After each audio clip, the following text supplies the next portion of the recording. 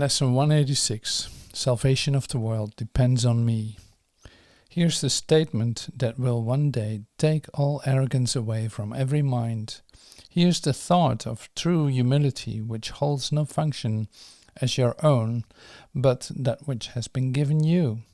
It offers your acceptance of a part assigned to you, without insisting another role. It but acknowledges the will of God is done on earth as well as heaven. It unites all wills on earth in heaven's plan to save the world, restoring it to heaven's peace. Let us not fight our function. We did not establish it. It is not our idea. The means are given us by which it will be perfectly accomplished. All that we are asked to do is to accept our part in genuine humility and not deny with self-deceiving arrogance that we are worthy. What is given us to do, we have the strength to do. Our minds are suited perfectly to take the part assigned to us by one who knows us well. Today's idea may seem quite sobering until you see its meaning. All it says is that your Father still remembers you and offers you the perfect trust He holds in you, who are His Son.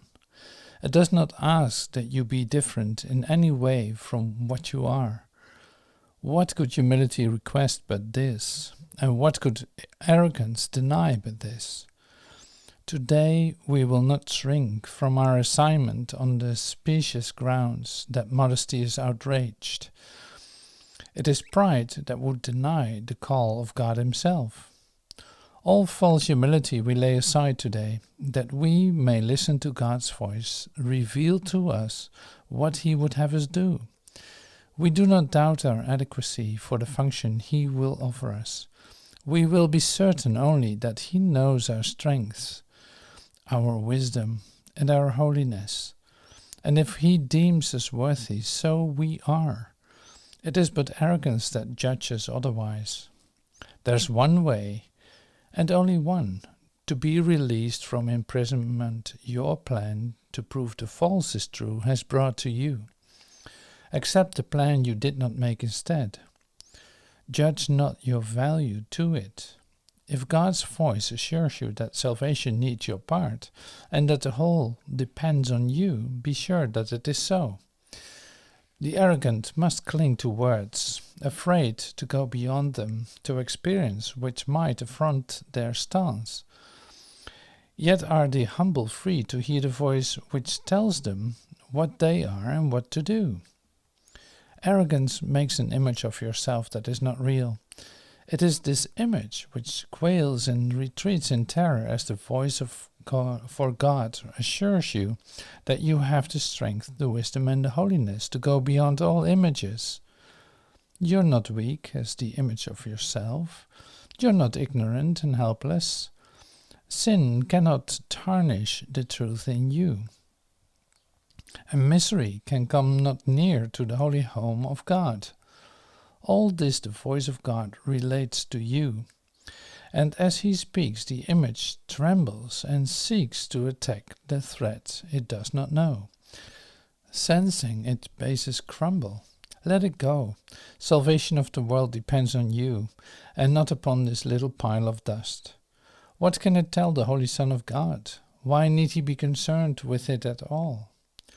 And so we find our peace. We will accept the function God has given us, for all illusions rest upon the weird belief that we can make another for ourselves. Our self-made roles are shifting, and they seem to change from mourner to ecstatic bliss of love and loving. We can laugh or weep and greet the day with welcome or with tears. Our very being seems to change as we experience 1,000 shifts in mood, and our emotions raise us high indeed, or dash us to the ground in hopelessness. Is this the Son of God? Could He create such instability and call it Son? He who is changeless shares His attributes with His creation. All the images His Son appears to make have no effect on what He is. They blow across his mind like wind-swept leaves that form a pattern an instant, break apart into groups again, and scamper off. Or like mirages seen above the desert, rising from the dust. These unsubstantial images will go and leave your mind unclouded and serene when you accept the function given you. The images you make give rise to but conflicting goals, impermanent and vague, uncertain and ambiguous. Who could be constant in his efforts or direct his energies and concentrated drive toward goals like these? The function which the world esteems are so uncertain that they change 10 minutes an hour at their most secure. What hope of gain can rest on goals like this? In lovely contrast, certain at the sun's return each morning to dispel the night, your truly given function stands out clear and wholly unambiguous. There's no doubt of its validity. It comes from one who knows no error, and his voice is certain of its messages. They will not change nor be in conflict. All of them point to one goal, and one you can attain. Your plan may be impossible, but God's can never fail, because He is its source. Do as His voice directs, and if it asks a thing of you that seems impossible, remember who it is that asks, and who would make denial. Then consider this, which is more likely to be right. The voice that speaks for the Creator of all things, who knows all things exactly as they are, or a distorted image of yourself, confused, bewildered, inconsistent, and unsure of everything. Let not its voice direct you. Here, instead of a certain voice tells you of your function given you by your Creator, who remembers you and urges that you now remember Him. His gentle voice is calling from the known to the unknowing. He would comfort you, although He knows no sorrow. He would make a restitution, though He is complete, a gift to you, although He knows that you have everything already. He has thoughts which answer every need His Son perceives, although He sees them not. For love must give, and what is given in His name takes on the form most useful in a world of form. These are the forms which can never deceive, although they come from formlessness itself.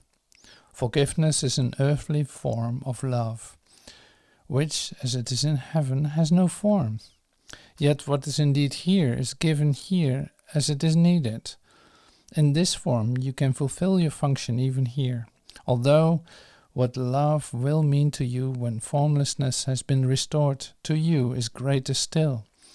Salvation of the world depends on you who can forgive. Such is your function here.